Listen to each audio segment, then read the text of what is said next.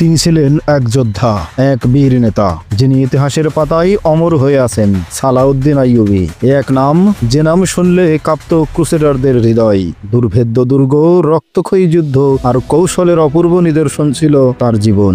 Jerusalem পুনরুদ্ধারের সেই মহাকাব্যিক অভিযান আজও বিশ্বের অন্যতম গৌরব গাথা। এই সিরিজে আমরা তুলে ধরব সুলতান সালাউদ্দিন আইয়ুবীর প্রতিটি দুঃসাহসিক পদক্ষেপ, যে গল্প কেবল ইতিহাস নয়, এক প্রেরণার উৎস। আসুন ফিরে যাই সেই সময়ের স্রোতে, জেনে নেই সেই মহান বীর যোদ্ধার জীবন গাথা। ফেইথ অ্যান্ড ফ্যাক্টস এর আয়োজনে সালাউদ্দিন আইয়ুবীর দুঃসাহসিক অভিযানের আজকের পর্বে আপনাকে স্বাগতম। আমাদের প্রত্যেকটি ভিডিও তার পূর্ববর্তী ভিডিওর সাথে সম্পর্কযুক্ত। আপনি যদি আমাদের আগের ভিডিওগুলো না দেখে থাকেন, তাহলে এখনই আমাদের চ্যানেল থেকে আগের ভিডিওগুলো দেখে আসতে পারেন। আপনি নতুন হলে আমাদের চ্যানেলটি সাবস্ক্রাইব করুন। ইতিমধ্যে সাবস্ক্রাইব করে থাকলে অসংখ্য ধন্যবাদ। সুলতান সালাউদ্দিন আইয়ুবীর সন্দেহ ভিত্তিহীন ছিল না। খ্রিস্টানদের বুদ্ধি এবং কৌশল তার চেয়ে বেশি আর কেউ বোঝে না। যখন তিনি কবরস্থানে ফাতেহা পাঠ করে তার সামরিক হেডকোয়ার্টারে যাচ্ছিলেন, তখন শেখ মান্নান ত্রিপলি পৌঁছে গিয়েছিল। হাসান বিন সাবাহের পর এই দলের মুর্শিদ রূপে আবির্ভূত হয় শেখ মান্নান। এই ব্যক্তি এখন ফেদাইন খনি চক্রের দলনেতা। সুলতান আইয়ুবী খ্রিস্টান এবং তাদের পদলোহী মুসলিম গাদ্দারদের বিরুদ্ধে অভিযান চালালে ফাঁকতালে সে তার দলকে আরও মজবুত এবং সক্রিয় করে তোলে। কারণ আইয়ুবী এবং খ্রিস্টান পক্ষ মুখোমুখি হওয়ার পর তার দিকে নজর দেওয়ার মতো সময় কারো ছিল না। এই সময় এই ভাড়াটে খনির দল শেখ মান্নানের নেতৃত্বে সুসংহত এবং তৎপর হয়ে ওঠে। তারা খ্রিস্টান এবং তার সহযোগীদের কাছ থেকে পয়সা পেয়ে সুলতান আইয়ুবীর উপর বারবার হামলা চালিয়েছে, কিন্তু প্রতিবারে তাকে হত্যা করার পরিবর্তে নিজেরাই খুন হয়ে গেছে। যারা খুনের হাত থেকে বাঁচতে পেরেছে তারা হয়েছে বন্দী। খ্রিস্টানরা শেখ মান্নানকে আসিয়াত দুর্গটি উপহার দিয়েছিল আইয়ুবীকে হত্যা করার শর্তে। দুর্গটি 1176 সালের মে মাসে সুলতান আইয়ুবী দখল করে নেন। শেখ মান্নানকে দলবল সহ নিরস্ত্র অবস্থায় কেল্লা থেকে বেরিয়ে যাওয়ার সুযোগ দিলে ধ্বংসের হাত থেকে বেঁচে যায় তারা। এই ক্ষমা যেন আইয়ুবীর জন্য কাল হয়ে দাঁড়ালো, অন্তত এখন আইয়ুবীর তাই মনে হচ্ছে। শেখ মান্নান 1176 সালের জুন মাসে ত্রিপলি গিয়ে উপস্থিত হয়। তার সাথে তার বাহিনী এবং সাঙ্গপাঙ্গরাও ছিল। ত্রিপলি, যেটা বর্তমানে লেবানন ও তার আশেপাশের বিস্তৃত এলাকা, খ্রিস্টান রাজার রিমান্ডের অধিকারী ছিল। শেখ মান্নান তার কাছে গিয়ে আশ্রয় চাইল। শেখ মান্নানকে পেয়ে খুশি হলো রিমান্ড। সে অনতিবিলম্বে অন্যান্য খ্রিস্টান সম্রাট ক্রুসেড নেতাদের ত্রিপলি ডেকে পাঠালো। উদ্দেশ্য সুলতান আইয়ুবীর বিরুদ্ধে একটি সমন্বিত প্রতিরোধ এবং যুদ্ধের কর্মসূচি পরিচালনা করা। এদিকে কায়রোতে তখন ধ্বংসাত্মক তৎপরতা পুরোদমে শুরু হয়ে গেছে। একদিন মিশরীয় বাহিনীর এক কমান্ডারের লাশ পাওয়া গেল শহরের বাইরে। সন্ধ্যার পর সে বাড়ির বাইরে গিয়েছিল ব্যক্তিগত কাজে। সারা রাত বাড়িতে না ফেরায় বাড়ির লোকজন চিন্তিত হয়। সকালবেলায় তার লাশ পাওয়া গেল শহরের বাইরে। তার শরীরে কোনো ক্ষতচিহ্ন ছিল না, সামান্য আঘাতের চিহ্ন পাওয়া যায়নি কোথাও। লাশের ময়না তদন্ত হলো। তদন্তকারী দল ঘটনাস্থল পরিদর্শন করলো। তারা সেখানে শুধু তার পায়ের চিহ্নই দেখতে পেল। কমান্ডারের ব্যক্তিগত জীবন সম্পর্কে খোঁজ খবর নেওয়া হলো। সবাই তার চরিত্র এবং চালচলন সম্পর্কে ভালো মন্তব্য করল। নিন্দার পরিবর্তে সকলেই তার প্রশংসা করল। কোনো সন্দেহভাজন লোকের সাথে তার মেলামেশা ছিল বলে জানা গেল না। তার স্ত্রীর জবানবন্দি নেওয়া হলো। স্ত্রী তাকে সৎ এবং বিশ্বস্ত ব্যক্তি বলে উল্লেখ করল। সে আরও জানালো, কমান্ডার খুবই কর্তব্যপরায়ণ এবং হাসিখুশি দিলখোলা প্রকৃতির লোক ছিল। এটা যে একটা খুন, এই ব্যাপারে তদন্তকারী দলের কোনো সন্দেহ ছিল না, কিন্তু শত অনুসন্ধান করেও খুনির কোনো প্রকার সন্ধান পেল না। এমনকি অনুসন্ধানের জন্য কোনো প্রমাণ বা সূত্রও তারা উদ্ধার করতে পারল না। 3-4 দিন পরের ঘটনা। সে যে দায়িত্বে নিয়োজিত ছিল, তার মৃত্যুর পর অন্য এক কমান্ডারের উপর সেই দায়িত্ব অর্পণ করা হলো। দায়িত্ব পাওয়ার 3 দিনের মাথায় একই পরিণতি ঘটে তার। সারাদিন ডিউটি শেষে রাতে এসে তার কামরায় ঘুমিয়েছিল। সকালে ঘুম থেকে না ওঠায় সঙ্গীরা তাকে ডাকাডাকি করলো, কিন্তু ঘুম ভাঙল না তার। শেষে কামরার দরজা ভেঙে দেখা গেল সেই সেনা কমান্ডার তার নিজের কামরায় মৃত অবস্থায় পড়ে আছে। সেনা বারাকে সে একা এক কামরায় থাকতো। তার সম্পর্কে খোঁজ খবর নেওয়া হলো। সকলেই তার সম্পর্কে খুব ভালো রিপোর্ট দিল। তার বন্ধুমহল শোকাতুর কণ্ঠে জানালো, তার সাথে কারো কোনো বিবাদ বা মনোমালিন্য ছিল না। হত্যার স্পষ্ট কোনো কারণ ছিল না। বেহদেটাকে খুন বলার কোনো অবকাশ নেই, কারণ তার শরীরেও কোনো আঘাত বা ক্ষতচিহ্ন ছিল না। এমনকি সামান্য আঁচড়ের দাগও নেই শরীরের কোথাও। সরকারি ডাক্তার লাশ দেখলেন। লাশের ঠোঁটের কোণে সামান্য একটা শুকনো ফেনার মতো ছিল। তিনি সেই ফেনা কাঠি দিয়ে উঠিয়ে একটি পাত্রে রাখলেন। তারপর তিনি একটি কুকুর আনলেন। ফেনাটুকু এক টুকরো মাংসের সাথে লাগিয়ে মাংসের টুকরোটি কুকুরকে খেতে দিলেন। তিনি কুকুরটি তার বাড়িতে নিয়ে গেলেন। ঘরে বসে লক্ষ্য রাখা যায় এমন একটি জায়গায় কুকুরটিকে বেঁধে রেখে তাকিয়ে রইলেন সেদিকে। কুকুরটা কোনো রকম অস্বাভাবিক আচরণ করল না, অযথা ছুটোছুটি বা চিৎকারও করল না। তাকে যে খাবার দেওয়া হলো সেগুলো সে স্বাভাবিকভাবেই খেয়ে নিল। ডাক্তার সারা রাত জেগে থেকে কুকুরটির প্রতি লক্ষ্য রাখলেন। মাঝরাতের পর কুকুরটি দড়ি টানতে শুরু করলো। যত সময় যেতে লাগলো ততই তার ছোটাছুটি বাড়তে লাগলো। অনেকক্ষণ ছোটাছুটির পর কুকুরটি ক্লান্ত হয়ে পড়ল। আস্তে আস্তে তার দৌড়াদৌড়ি বন্ধ হয়ে গেল এবং দাঁড়িয়ে থাকতে না পেরে কুকুরটা হঠাৎ মাটিতে লুটিয়ে পড়ল। ডাক্তার বাইরে এলেন। কুকুরটির কাছে গিয়ে দেখলেন কুকুরটি মারা গেছে। ডাক্তার রিপোর্ট দিলেন, কমান্ডার দুজনকে এমন বিষ প্রয়োগ করে মারা হয়েছে যেই বিষ প্রয়োগ করার সাথে সাথে আক্রান্ত ব্যক্তি তা টের পায় না। একটা বিশেষ সময় পরে সেই বিষের ক্রিয়া শুরু হয় এবং আক্রান্ত ব্যক্তি কিছু বুঝে ওঠার আগে মৃত্যুর কোলে ঢলে পড়ে। বিষ রোগীর কেবলমাত্র হার্টে আঘাত করে এবং ওখানেই জমাটবদ্ধ হয়ে থাকে, ফলে সারা শরীরে আর কোনো প্রভাব পড়ে না। এজন্যই কমান্ডার দুজনের রক্ত এবং গোশত পরীক্ষা করে আমরা কোনো বিষের সন্ধান পাইনি। ডাক্তারের রিপোর্ট পাওয়ার পর গোয়েন্দা বিভাগ ভীষণ চিন্তায় পড়ে গেল। এই অভিনব পদ্ধতিতে এর আগে আর কোনো খুনের ঘটনা এখানে ঘটেনি। তাদের মনে হলো যুদ্ধের একটি নতুন সেক্টর খুলে বসেছে দুশমন। তারা ব্যাপারটা আলী বিন সুফিয়ানকে জানালো। আলী বিন সুফিয়ানও বিষয়টি জানতে পেরে চিন্তিত হয়ে পড়লেন। অদৃশ্য শত্রুর বিরুদ্ধে কিভাবে লড়াই করবেন বুঝে উঠতে পারলেন না তিনি। কিন্তু শত্রুকে এখনই পাকড়াও করতে না পারলে ভয়ানক ক্ষতি হয়ে যেতে পারে। একজন দুজন নয়, হাজার হাজার সৈন্যই সহজেই শিকার হতে পারে এই বিষের। কেবল সৈন্যরা নয়, প্রশাসনের উচ্চপদস্থ অফিসার, আমির উমরা, সেনাপতি, এদের যে কেউ যে কোনো সময় আক্রান্ত হয়ে যেতে পারে। আলী বিন সুফিয়ান এই খনিচক্রের হতাদের খুঁজে বের করার জন্য কঠিন সংকল্প গ্রহণ করলেন। মরার আগে এই কমান্ডার কার কার সাথে সাক্ষাৎ করেছে, কোথায় গিয়েছে, কার কার সাথে খানা খেয়েছে, এইসব খোঁজখবর নিয়ে শুরু করলেন তিনি। কিন্তু এর থেকে সন্দেহভাজন এমন কাউকে খুঁজে পেলেন না যার পিছনে লেগে এই ষড়যন্ত্রের সুরাহা করা যেতে পারে। কমান্ডারের স্ত্রীকে ডেকে আনে জিজ্ঞাসাবাদ করা হলো, কিন্তু তার কাছ থেকেও কোনো তথ্যই এমন পাওয়া গেল না যাকে অবলম্বন করে সামনে অগ্রসর হওয়া যায়। কমান্ডার দুজনেই খাঁটি মুসলমান ছিল, নিষ্ঠাবান মুজাহিদ ছিল। যুদ্ধের ময়দানে এই দুই কমান্ডারের বীরত্ব এবং সাহসিকতা দেখে স্বয়ং সুলতান আইয়ুবীও তাদের প্রশংসা করেছেন। এরা দুজনেই সীমান্ত রক্ষী বাহিনীর কমান্ডার হিসেবে সাফল্যের সাথে দায়িত্ব পালন করেছে। তাদের সময় কোনো অবৈধ অনুপ্রবেশকারী বর্ডার অতিক্রম করতে পারেনি। সুদানি অনুপ্রবেশকারীরা বহুবার তাদের হাতে ধরা পড়েছে। সুদানিরা মোটা অঙ্কের ঘুষ দিতে চেয়েও কখনোই তা দিতে পারেনি এবং গ্রেফতার এড়াতে পারেনি। লোভ এবং ভয় দুটোই তারা জয় করে নিয়েছিল। তাদের তৎপরতায় খুশি হয়ে সরকার তাদের পদোন্নতি দেওয়ার সিদ্ধান্ত নিয়েছিল।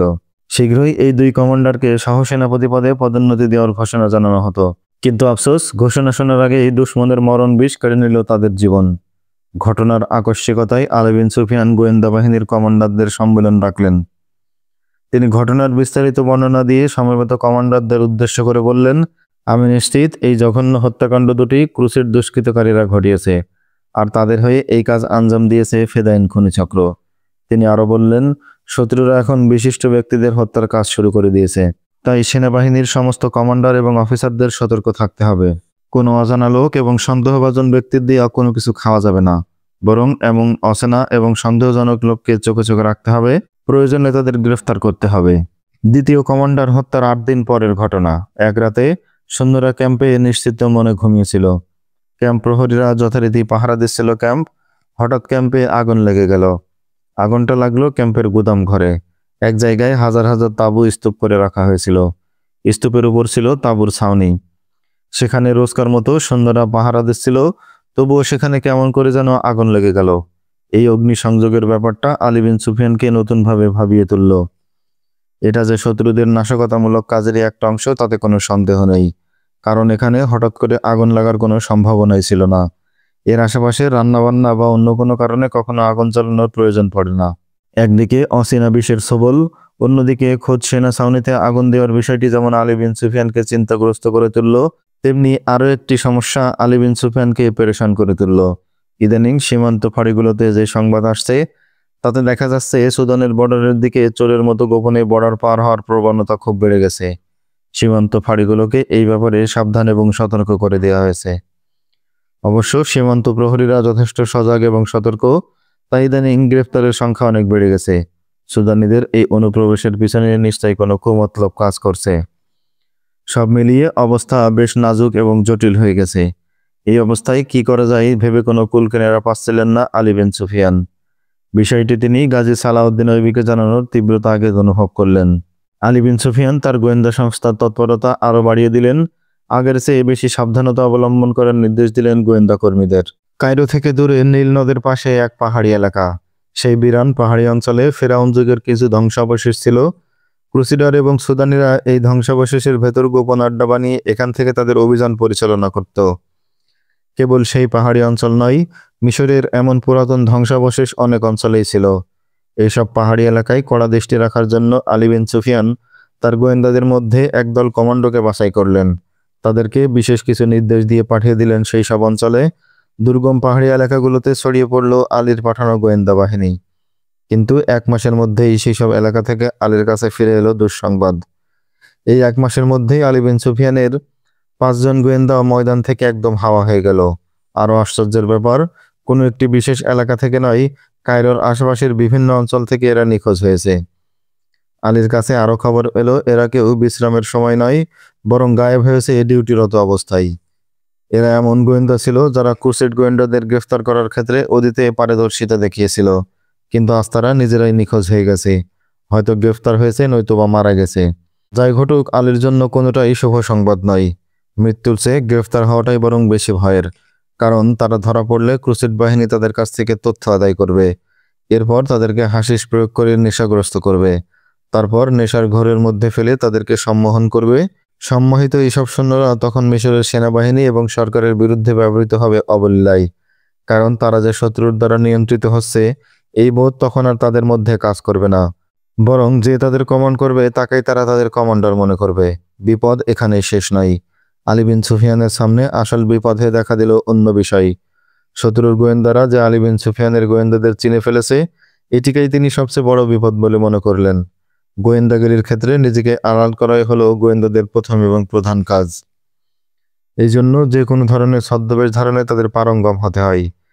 যে গোয়েন্দা নিজের পরিচয় গোপন করতে পারে না, তার পক্ষে গোয়েন্দাগিরি করা মোটেই সম্ভব নয়। গোয়েন্দা জগতে আলী বিন সুফিয়ানের একটি সুনাম ছিল। তার কাছে ট্রেনিং পাওয়া গোয়েন্দাদের একটা মর্যাদা ছিল সর্বমহলে। কিন্তু সেই মর্যাদা এবং সম্মান আজ ধুলোয় মিশে গেল। একজন নয়, দুজন নয়, 1 মাসে 5 জন গোয়েন্দা ধরা পড়ে গেল দুশমনের হাতে। তাহলে এতদিন তিনি তাদেরকে কি শিখিয়েছিলেন? তার বাছাই করা গোয়েন্দারা যদি দুশমনকে পাকড়াও করার পরিবর্তে নিজেরা ধরাশয়ী হয়ে পড়ে, তাহলে সাধারণ গোয়েন্দাদের কি অবস্থা দাঁড়াবে? এইসব প্রশ্ন এসে আলী বিন সুফিয়ানকে ব্যতিব্যস্ত করে তুলল। সারা রাত আলী বিন সুফিয়ানের কোনো ঘুম হলো না। তিনি রাতভর জেগে কাটালেন এইসব চিন্তা করে। ফজরের আজান হলো। তিনি সৈনিকদের সাথে একত্রে জামায়াতে নামাজ আদায় করলেন। নামাজ শেষে তিনি একজন কাসেদকে ডাকলেন। কাসেদ হাজির হলে তাকে বললেন, আমি একজন লোককে এই মুহূর্তে আমার কাছে পেতে চাই। তুমি যত তাড়াতাড়ি সম্ভব তাকে আমার সাথে দেখা করার জন্য খবর দাও। তারপর তিনি লোকটির নাম এবং ঠিকানা দিয়ে কাসেদকে বিদায় করে দিলেন। আলী বিন সুফিয়ান একজন যোগ্য গোয়েন্দাকে খুঁজছিলেন, যার উপর তিনি এই কাজের দায়িত্ব অর্পণ করবেন। এই সময় তার মানসপটে ভেসে উঠল একটি নাম, মেহেদী আল হাসান। মেহেদী আল হাসান জেরুজালেম এবং ত্রিপলিতে খুবই সফলতার সাথে গোয়েন্দাগিরি করে এসেছে। এই যুবক খুবই বীর এবং সাহসী। সবচেয়ে বড় কথা, সে অসম্ভব রকম দূরদর্শী। এখনকার মিশন সফল করতে হলে এরকম দূরদর্শী লোকেরই প্রয়োজন। খবর পেয়ে সঙ্গে সঙ্গে ছুটে এলো মেহেদী আল হাসান। আলী বিন সুফিয়ান তাকে কাছে পেয়ে বললেন, যুবক, তোমাকে একটি জটিল দায়িত্ব দিতে চাই। আশা করি তুমি তা সানন্দে গ্রহণ করবে। মেহেদী বলল, আপনি আমাকে কোনো দায়িত্ব দেওয়ার যোগ্য মনে করেছেন, এতে আমি খুশি। আপনি যে কঠিন দায়িত্ব আমাকে দিতে পারেন, জাতির স্বার্থে ইসলামের জন্য যে কোনো ত্যাগ স্বীকার করতে আমি সর্বদা প্রস্তুত। আলী বিন সুফিয়ান তাকে অভিযানের গুরুত্ব বুঝিয়ে বললেন। এই পর্যন্ত যা ঘটেছে তাকে সব খুলে বললেন। সেই পাহাড়ি এলাকায় শুধু আমাদের 2 গোয়েন্দা নিখোঁজ হয়েছে, তাই আমার মনে হচ্ছে সেখানে ওদের শক্ত ঘাঁটি রয়েছে। প্রথমে আমি তোমাকে সেই এলাকায় পাঠাতে চাই। মেহেদী আল হাসান সানন্দেই দায়িত্ব কবুল করে বিদায় নিল আলী বিন সুফিয়ানের কাছ থেকে। সেই দুর্গম এলাকায় যাতায়াতের একটি রাস্তা। রাস্তাটি চলে গেছে নীল নদের পাশ ঘেঁষে। রাস্তার অপর পাশে পাহাড়ি তৃণভূমি, মাঝে মাঝে উপত্যকা এবং ময়দান। ছোট বড় নানা আকারের পাহাড়ের চূড়া মাইলের পর মাইল মাথা উঁচু করে দাঁড়িয়ে আছে। ভেতরের দিকে সবুজ ঘাস গাছপালাও আছে, কোথাও কোথাও পানির ঝিলও আছে। তার চারপাশে পাহাড়ের মতো খাড়া বা আধা খাড়া পাহাড়। মেহেদী আল হাসান সে অঞ্চলে পা দিয়ে টের পেলেন এলাকায় সন্দেহজনক লোকের যাতায়াত আছে। নীল নদের পাড় ধরে এগিয়ে চলল মেহেদী আল হাসান। কোথাও রাস্তার নীল নদের একদম পাশ ঘেঁষে এগিয়েছে, কোথাও জঙ্গল বা পাহাড়ের বেশ ভেতরে ঢুকে গেছে। ঘোড়ায় চড়ে স্বাভাবিক গতিতে এগোচ্ছে সে। কোথাও ফেরাউনের কোনো মহলের ধ্বংসাবশেষ এখনো তার নজরে পড়েনি। ফেরাউনের মহলের ধ্বংসাবশেষ এখনো আদৌ আছে কিনা তার সন্দেহ। অন্তত রাস্তা থেকে কেউ কোনোদিন ফেরাউনের ধ্বংসাবশেষ দেখেছে বলে জানা যায়নি। কিন্তু এই বিশ্বাস সবারই ছিল, পাহাড়ের মধ্যে ফেরাউন কিছু না কিছু বানিয়ে রেখেছে যা এখনো অক্ষত আছে। তবে সেই অঞ্চলে পৌঁছতে হলে রাস্তা ছেড়ে তাকে দুর্গম অঞ্চলের গভীরে ঢুকে যেতে হবে। সেই অঞ্চল এমন নির্জন যে দুষ্কৃতকারীদের গোপন আড্ডা হওয়ারই উপযুক্ত জায়গায় বটে। মেহেদী আল হাসান সেই অঞ্চলের বেশ গভীর পর্যন্ত ঢুকে আবার ফিরে এলো। পরদিন দুটো উট, কিছু মেষ এবং বকরি নিয়ে জঙ্গলি রাখাল সেজে সেখানে গেল। পাহাড়ি অঞ্চলের বেশ গভীরে ঢুকে পশুগুলোকে ছেড়ে দিল। পশুগুলো আপন মনে চড়ি বেড়িয়ে ঘাস খেতে লাগলো, আর সেই মরুবেদিনীর মতো পাহাড়ি এলাকায় সজাগ দৃষ্টি রেখে ঘুরে বেড়াতে লাগলো। ঘুরতে ঘুরতে সে এই বিজন পাহাড়ি অঞ্চলের আরো গভীরে ঢুকে যেতে লাগলো। কিন্তু সন্দেহজনক কিছুই তার দৃষ্টিতে পড়ল না। আরো অগ্রসর হয়ে সম্মুখে একটি পাহাড় দেখতে পেল। সমতল ক্ষেত্র থেকে 20-25 ফুট উপরে সেই পাহাড়ের একটা প্রাকৃতিক সুড়ঙ্গের মুখ হাঁ করে আছে। মেহেদী আল হাসান সেই সুড়ঙ্গের মুখে এসে দাঁড়ালো। বিশাল সুড়ঙ্গ। সুড়ঙ্গটা এতই প্রশস্ত যে তার মধ্য দিয়ে উট চালিয়ে নেওয়া যাবে। পাহাড়ের ভেতর কত দূর চলে গেছে এই সুড়ঙ্গ দেখে বোঝার উপায় নেই, কারণ ভেতরটা অন্ধকার। মেহেদী আল হাসান পাহাড়ের চূড়া টপকে অপর দিকে গেল। সেখানে সে দেখতে পেল সংকীর্ণ মাঠ, কিন্তু কোনো মানুষের ছায়াও নেই সেখানে। হতাশ হলো মেহেদী আল হাসান। দুশমনের আড্ডা খুঁজে বের করার জন্য সেই পাহাড়ের রাজ্যে এসেছে, কিন্তু কোথায় দুশমন, কোথায় তাদের আস্থানা বা আড্ডা? সে আবার এসে দাঁড়ালো সুড়ঙ্গের মুখে। আস্তে করে পা রাখলো সুড়ঙ্গে। সুড়ঙ্গটা খুব দীর্ঘ। অন্ধকার, প্রথম দিকে বেশি জমাট নয়, হালকা হালকা ফিকে ভাব। ডান এবং বায়ের দেয়ালে অনেক গহ্বর। সেখানে বড় বড় পাথর বসানো, এত বড় পাথর যে একটা মানুষ অনায়াসে সেখানে লুকিয়ে বসে থাকতে পারবে। মেহেদী সেই সুড়ঙ্গ ধরে অনেক দূরে গেল, কিন্তু সন্দেহজনক কিছুই দেখতে পেল না। এভাবে কয়েকদিন ঘুরে ফিরে কিছুই না পেয়ে মেহেদী মিশরের গোয়েন্দা প্রধান আলী বিন সুফিয়ানকে রিপোর্ট দিল, যতদূর দৃষ্টি যায় ঘুরে ফিরে দেখেছি সন্দেহজনক কিছুই আমার চোখে পড়েনি। একটা বিশাল সুড়ঙ্গ পেয়েছি, কিন্তু এতদিন ওই সুড়ঙ্গ পথে কোনো লোককে ভেতরে আসতে যেতে দেখা যায়নি। আলী বিন সুফিয়ান বলল, তুমি সারাদিন কোনো গোপন জায়গায় বসে সুড়ঙ্গের মুখে নজর রাখো। ভেতরে যাওয়ার চেষ্টা করো না, তাতে ধরা পড়া বা মারা যাওয়ার সম্ভাবনা আছে। আলী বিন সুফিয়ান তাকে আরো বলল, মাঝে মাঝে উটের উপর চড়ে রাতেও সেখানে গিয়ে খোঁজ খবর নিও। যদি কোনো লোকের দেখা পাও এবং তাদের হাতে ধরা পড়ে যাও, বলবে আমি কায়রো যাচ্ছি। নিজেকে কৃষক হিসেবে পরিচয় দিও। এই নির্দেশ অনুযায়ী মেহেদী আল হাসান রাতেও সেখানে ডিউটি দিতে লাগলো। এক রাতে সেখানে কারো পদধ্বনি শুনতে পেল। এই পদধ্বনি কোনো জঙ্গলি পশুর বা মানুষের তা নিশ্চিত হতে পারল না মেহেদী।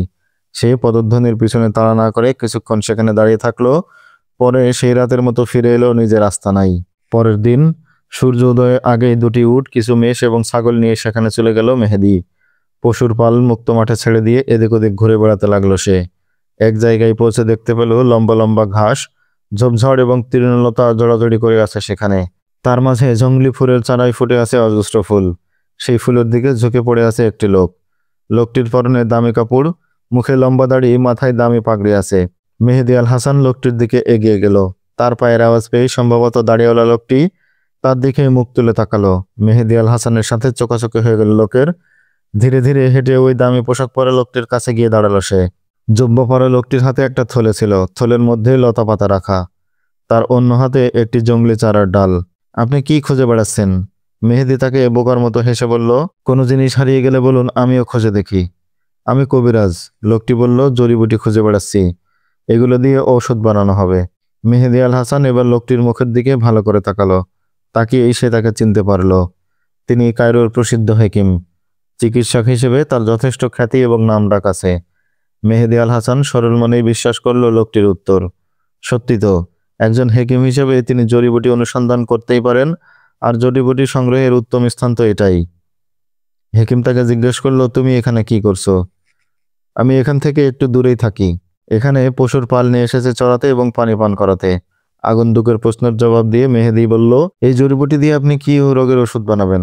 তুমি সেই রোগের নাম জানো না, আর বললেও বুঝবে না। হেকিম উত্তর দিল, কিছু কিছু রোগ এমন আছে রোগী নিজেও টের পায় না তার কি হলো, শুধু এক ধরনের অস্বস্তি এবং অশান্তি অনুভব করে।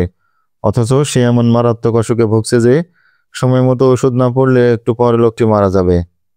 এই হেকিম খুবই নামকরা ডাক্তার ছিল। দূর দূরান্ত থেকে তার কাছে রোগীরা আসতো মেহেদী আল হাসান তাকে এখানে পেয়ে গেছে, এটাই তার সৌভাগ্য।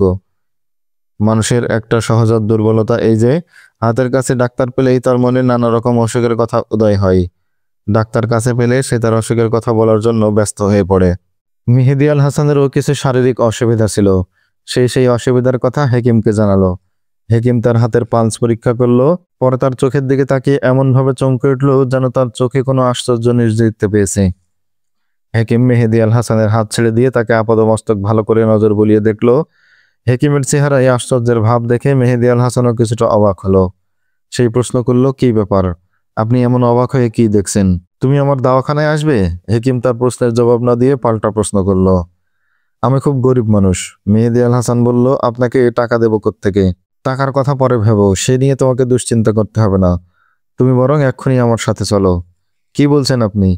মেহেদী আল হাসান অবাক হয়ে বলল, আমার উট চড়ছে, মেষ এবং ছাগল চড়ছে, এগুলো ফেলে আমি কোথায় যাব? তোমার উট ছাগল তুমি নিয়ে চলো, এগুলো সামলে রেখেই আমার সাথে শহরে যাবে। তোমার কাছ থেকে আমি কোনো টাকা নেব না। আমাকে ধনী লোকেরা অনেক টাকা পয়সা দিয়ে যায়, গরিবদের চিকিৎসা আমি বিনা পয়সায় করে থাকি। তোমার অসুখ তো এখন সাধারণ পর্যায়ে আছে, হঠাৎ বেড়ে যেতে পারে। তোমার রোগ নিয়ে আমার অন্যরকম সন্দেহ আছে। মেহেদী আল হাসান তখন ডিউটিতে ছিল।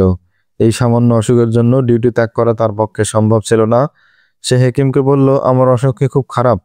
ঠিক আছে, আপনি যখন বলছেন, সন্ধ্যার পর আমি আপনার দাওয়াখানায় পৌঁছে যাব।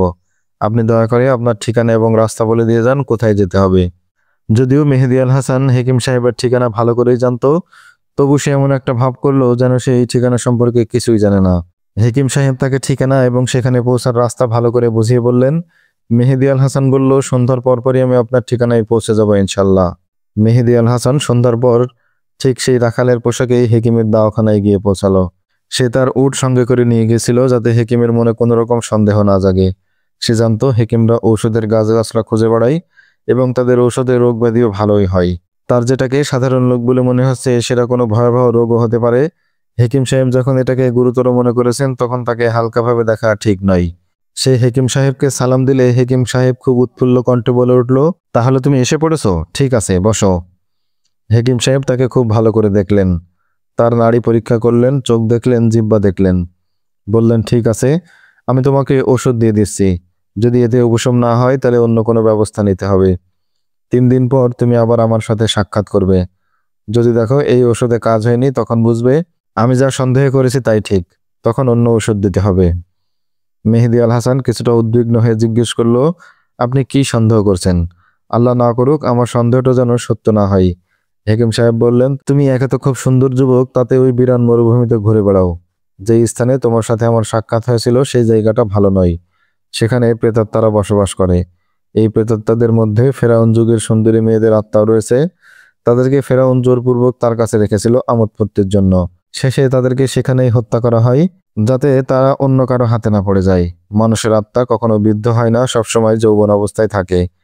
সেসব সুন্দরী মেয়েদের হত্যা করা হয়েছিল, তাদের আত্মা এই সবুজ বিরানে বিস্তারের মতো ঘুরে বেড়ায়। আমার সন্দেহ হয় ফেরাউন যুগের মেয়েদের খপ্পরে তুমি পড়ে গেলে কিনা। তোমার মতো সুন্দর যুবককে দেখতে পেলে ওরা সহজেই তোমাকে ভালোবেসে ফেলবে। তুমি একাকী সেই মরুবিরানে চলাফেরা করো। সেই সুন্দরী মেয়েদের আত্মাগুলোর সাথে তোমার আত্মার যোগাযোগ হয়ে গেলে তুমি আর তাদের খপ্পর থেকে বেরোতে পারবে না। ওরা আমার কোনো ক্ষতি করবে না তো? মেহেদী আল হাসান হেকিমের কথায় প্রভাবিত হয়ে বলল, প্রেতাত্মার ভালোবাসা পাওয়া তো ভালো কথা নাই। আপনি কি ওই প্রেতাত্মার কবল থেকে আমাকে মুক্ত করতে পারবেন? আমার ধারণা ভুলও তো হতে পারে, আগে ওষুধপত্র দিয়ে দেখি। হেকিম সাহেব বললেন, যদি উপশম না হয় তবে প্রেতাত্মার নজর দূর করতে অন্য ব্যবস্থা নেব। আমার কাছে তারও চিকিৎসা আছে। দোয়া তাবিজ দেবো, কিছু আমলও বাতলে দেব। যদি প্রয়োজন পড়ে তবে সেই আত্মাকে এখানে হাজির করে তোমাকে ছেড়ে যেতে বলবো। প্রেতাত্মার কবল থেকে মুক্তি পাওয়ার জন্য যা যা করণীয় সব করব আমি। ভয় নেই, প্রেতাত্মারা তোমার কোনো ক্ষতি করতে পারবে না। মেহেদী আল হাসান ছিল হুঁশিয়ার গোয়েন্দা, কিন্তু সে আলেম ছিল না। জাতির প্রতিটি ব্যক্তির মতো সেও জিনভূত এবং প্রেতাত্মার অস্তিত্বে বিশ্বাসী ছিল। সে জিন পরীদের নিয়ে যত কল্পকাহিনী শুনেছে সেগুলোকে সত্য বলেই মনে হয়েছে তার, তাই সেগুলোও সে বিশ্বাস করেছে। হেকিম সাহেবের প্রতিটি কথা এবং শব্দ তার মনে দৃঢ় হয়ে বসে গেল। তার মনের উপর প্রেতাত্মার ভর আরো বেশি করে চেপে বসলো। সে হেকিমের কাছে গোয়েন্দাগিরি করতে নয়, বরং চিকিৎসার জন্যই গিয়েছিল। হেকিম তাকে সান্ত্বনা দিয়েছিল, ভয় নেই যুবক, প্রেতাত্মারা তোমার কোনো ক্ষতি করতে পারবে না, তুমি কোনো চিন্তা করো না। তেমন কিছু হলে আমি তার চিকিৎসাও করব। কিন্তু হেকিম সাহেব যত আশ্বাসই দিক না কেন তার দুশ্চিন্তা আরো বেড়ে গেল। হেকিম তাকে ঔষধের একটি মাত্র পুড়িয়ে দিয়ে বলেছিল, রাতে শোবার আগে খেয়ে শুয়ে পড়বে। সে শোবার আগে ওষুধ খেয়ে নিল। সঙ্গে সঙ্গে তার ঘুম এসে গেল। এর আগে আর কোনোদিন এত জলদি তার ঘুম আসেনি। সকালে যখন চোখ খুলল সে অনুভব করলো তার শরীর অসম্ভব রকম দুর্বল। সেই দুর্বল শরীর নিয়ে আলী বিন সুফিয়ানের কাছে গেল। কিন্তু তাকে হেকিমের পাহাড়ি এলাকা থেকে গাছগাছড়া বা জড়িবুটি সংগ্রহের কথা কিছুই বলল না। তার কাছে এটা বলার মতো কোনো কথা নয়, কেননা হেকিম সাহেব কোনো সন্দেহজনক ব্যক্তি নন। তিনি কায়রোর প্রসিদ্ধ এক হেকিম। সামরিক এবং প্রশাসন বিভাগের বড় বড় অফিসাররা তার রোগী। তার সম্পর্কে এই কথা প্রসিদ্ধ ছিল, তিনি দোয়া তাবিজ দিয়ে জিনপুরি বসে রাখেন। আলী বিন সুফিয়ান মেহেদী আল হাসানকে বলল, তুমি তোমার নির্ধারিত জায়গায় ডিউটি দিয়ে অব্যাহত রাখো। একদিন না একদিন সন্দেহজনক লোক তুমি সেখানে দেখতে পাবেই। আলী বিন সুফিয়ান দুষ্কৃতকারীদের গোপন আড্ডার সন্ধানে তাকে সেই দুর্গম পাহাড়ি অঞ্চলে ডিউটিতে পাঠিয়ে দিল। মেহেদী আল হাসান ডিউটিতে যাওয়ার আগে হেকিমের সাথে দেখা করলো। সে তখনও রাখালের বেশেই ছিল। হেকিমকে সে বলল, এত সকালে অনেক দূর থেকে শুধু এই কথা বলার জন্য আমি ছুটে এসেছি যে রাতে আমার গভীর ঘুম এসেছিল এবং আমি এখন এতই দুর্বল বোধ করছি যে জীবনে কখনো এমন দুর্বল বোধ করিনি। যদি সন্ধ্যা পর্যন্ত তুমি এমন অবস্থায় থাকো তবে তোমার উপর জিনপুরীর কোনো আত্মার আসর হয়নি মনে করবে। হেকিম বললেন, সন্ধ্যায় তুমি আবার এসো, আমি তোমাকে দুর্বলতা দূর করার ঔষধ দিয়ে দেব। মেহেদী আল হাসান উটের উপর আরোহণ করলো এবং সোজা তার কর্তব্য স্থানে চলে গেল। বেশ কিছুদিন হয়ে গেল সেই সবুজ প্রান্তরে নিয়মিত যাতায়াত করছে মেহেদী আল হাসান। সমস্ত দিন সে সেখানেই কাটিয়ে দেয়। কখনো রাতে সেখানে যাই। আগে রাতের বেলা এই বিজন প্রান্তরে ঘুরতে গিয়ে মোটেও ভয় পেত না, কিন্তু হেকিমের কাছ থেকে জিনপুরের কাহিনী শোনার পর থেকেই ইদানীং কেমন যেন একটু ভয় ভয় করছে। হেকিম যদিও তাকে আশ্বাস দিয়ে বলেছে প্রেতাত্মারা তার কোনো ক্ষতি করবে না, তবুও প্রেতাত্মার কথা মনে হতেই ভয়ের একটা শিহরণ পায়ের পাতা থেকে মাথায় লাফিয়ে ওঠে। সে যদিও ভীতু স্বভাবের লোক নয়, তবু এই অদেখা রহস্যময় সৃষ্টি তার মনে কেমন যেন কাঁপন জাগায়। রাতে পথ চলতে গেলেই তার মনে হয় তার আশেপাশে যেন প্রেতাত্মারা ঘুরে বেড়াচ্ছে। একদিকে ডিউটির তাগিদ, অন্যদিকে হেকিমের আশ্বাসের কারণে সে নিজের মনকে প্রবোধ দিচ্ছিল, ভয়ের কিছু নেই, এখানে কোনো জিনপরি নেই, আর থাকলেও হেকিম তো বলেই দিয়েছে তারা আমার কোনো ক্ষতি করবে না। এইভাবেই সে নিজেকে প্রবোধ দিচ্ছিল আর সেই সাহসে ভর করে রাতের আধারে প্রান্তরে প্রান্তরে ঘুরে ডিউটি দিচ্ছিল। এই ডিউটিরত অবস্থায় হঠাৎ তার মনে হলো তার অবস্থা আগের চেয়ে বেশ শোচনীয়। তার মধ্যে হঠাৎ করে অস্থিরতা দেখা দিল এবং তার মনে হতে লাগলো তার রোগটি যেন অস্বাভাবিক রকম বেড়ে গেছে। তার অন্তরে হঠাৎ করে ভয়ের কাঁপন শুরু হয়ে গেল এবং রাত যত বাড়তে লাগলো ততই ভয় বেড়ে চলল তার। সে নিজেকে সামলে নেওয়ার অনেক চেষ্টা করলো, কিন্তু তার মনে ভয় বেড়েই চলল। সে হেকিমকে তার যে কষ্টের কথা বলেছিল সেই কষ্ট যেন আগের চেয়ে অনেক বেড়ে গেল। তার ইচ্ছা করছিল সে ছুটে হেকিমের কাছে চলে যায়, কিন্তু তার দায়িত্ববোধ তাকে ডিউটি ফেলে কোথাও যেতে নিষেধ করলো। এই নিষেধাজ্ঞা অমান্য করার সাধ্য তার ছিল না, তাই সে ওই স্থান ত্যাগ করতে পারল না। সে তার কষ্ট এবং অসুবিধা সহ্য করেই ডিউটি অব্যাহত রাখলো। অনেকক্ষণ পর ধীরে ধীরে তার এই অবস্থা কেটে যেতে লাগলো এবং একসময় সে আবার পূর্বের অবস্থায় ফিরে এলো। তার মন আবার ভয়শূন্য হয়ে গেল। যেমন ঔষধ খাওয়ানোর আগে ছিল ঠিক সেই অবস্থায় ফিরে এলো মেহেদী আল হাসান। তার মনে হলো এতক্ষণ সে একটি ঘোরের মধ্যে কাটিয়েছে, হয়তো এই ঘোর লাগাকেই বলে প্রেতাত্মার প্রভাব। রাত শেষ হয়ে এলো, সে ফিরে এলো তার ডেরায়। সামান্য একটু ঘুমিয়ে নিয়ে সে আবার ছুটলো হেকিমের কাছে। রাতে তার যে অবস্থা হয়েছিল তাকে খুলে বলল। হেকিম তাকে বলল, এতক্ষণে নিশ্চিত হওয়া গেল সত্যি তোমার উপর প্রেতাত্মারা ভর করেছে। তুমি এখন চলে যাও, সন্ধ্যায় এসে ঔষধ নিয়ে যেও। সে আবার উট, মেষ এবং বকরির পাল গুছিয়ে সেই প্রান্তরে গেল। সারাদিন সেখানে কাটিয়ে সন্ধ্যায় ফিরে এলো বাড়িতে। তারপর এক উটের পিঠে সওয়ার করে চলে এলো শহরে হেকিমের কাছে। হেকিম তাকে আরো একদিন ঔষধ খেতে বললেন। তিনি তাকে ঔষধ দিয়ে বিদায় দিলেন। মেহেদী আল হাসান রাতে শোবার আগে ওষুধটুকু খেয়ে নিল। গত রাতের মতো তার শীঘ্রই গভীর ঘুম এসে গেল, কিন্তু সকালে ঘুম থেকে জেগে দেখলো তার সব ক্লান্তি এবং অবসাদ দূর হয়ে গেছে। সে শরীরে নতুন কর্মস্পৃহা এবং সতেজতা অনুভব করলো। প্রফুল্ল চিত্তে সে প্রতিদিনের মতো আলী বিন সুফিয়ানের কাছে গেল। রুটিন রিপোর্ট সেরে এসে চলে গেল ডিউটিতে। প্রফুল্ল মনে সে সেই পাহাড়ে বিরান প্রান্তরে একাকে ঘুরে বেড়াতে লাগলো। দুপুর পর্যন্ত ভালোই কাটলো তার, কিন্তু দুপুরের পর থেকে তার মনে প্রেতাত্মার চিন্তা চেপে বসলো। তার শরীরের ফুর্তি এবং শক্তি কমে যেতে লাগলো। সন্ধ্যায় ক্লান্তি এবং অবসাদের শেষ সীমানায় পৌঁছে গেল সে। বীরত্ব এবং সাহসিকতার পরিবর্তে তার মনে এসে বাধা বাঁধল ভয় এবং শঙ্কা। উদাসীনতায় ছেয়ে গেল তার হৃদয় মন। সে এই হতাশা দূর করার জন্য এটা সেটা ভাবতে চেষ্টা করলো। ক্লান্তি দূর করার জন্য পায়চারি করতে লাগলো। এভাবে চেষ্টা করতে করতে একসময় তার বেশ স্বাভাবিক হয়ে এলো। ততক্ষণে সন্ধ্যা পেরিয়ে রাত নেমে এসেছে। আকাশে চাঁদ নেই, অন্ধকার ঘন হয়ে এসেছে। বাড়ি ফেরার তারা অনুভব করলো মেহেদী আল হাসান। পশুগুলোকে জড়ো করে বাড়ির পথ ধরতে যাবে, সহসা তার কানে ভেসে এলো দূরে কারো কান্নার শব্দ। থমকে দাঁড়ালো হাসান, কান পাতল কান্নার দিকে। পাহাড়ের দিক থেকে ভেসে আসছে কান্না। কোনো মেয়ে গভীর বেদনায় ইনিয়ে বিনিয়ে কাঁদছে। দীর্ঘক্ষণ এই কান্নার ধ্বনি ঠায় দাঁড়িয়ে শুনল হাসান। কান্নার শব্দ কমতে কমতে একসময় থেমে গেল। মেহেদী আল হাসান যেখানে ছিল সেখানেই দাঁড়িয়ে রইল। ভাবলো এটা কোনো প্রেতাত্মার কান্না, যেই প্রেতাত্মার কথা হেকিম সাহেব বলেছেন। মেহেদী আল হাসানের মন আবার অজানা আশঙ্কায় সংকুচিত হয়ে পড়ল। কিন্তু সে ভয়ভীতি তাড়িয়ে নিজেকে নিয়ন্ত্রণে আনার চেষ্টা করলো। একবার তার মনে হলো, আচ্ছা, এই প্রেতাত্মার সাথে কথা বললে কেমন হয়। সে ভাবলো, যদি এই কান্না অন্য কোনো সময় এবং স্বাভাবিক পরিবেশে হতো তাহলে আমি কি করতাম। নিশ্চয়ই কোনো মেয়ের কান্না শোনার সাথে সাথে দৌড়ে তার সাহায্যের জন্য এগিয়ে যেতাম। কিন্তু এখানে কারো সাহায্যে এগিয়ে যাওয়ার কোনো প্রশ্নই আসে না, কারণ এই নির্জন পাহাড়ি অঞ্চলে কোনো জীবন্ত মেয়ে এসে এইভাবে কাঁদবে এটা সম্ভব নয়। নিশ্চয় এটা ফেরাউন যুগের কোনো অশরীরী প্রেতাত্মার কান্নার ধ্বনি।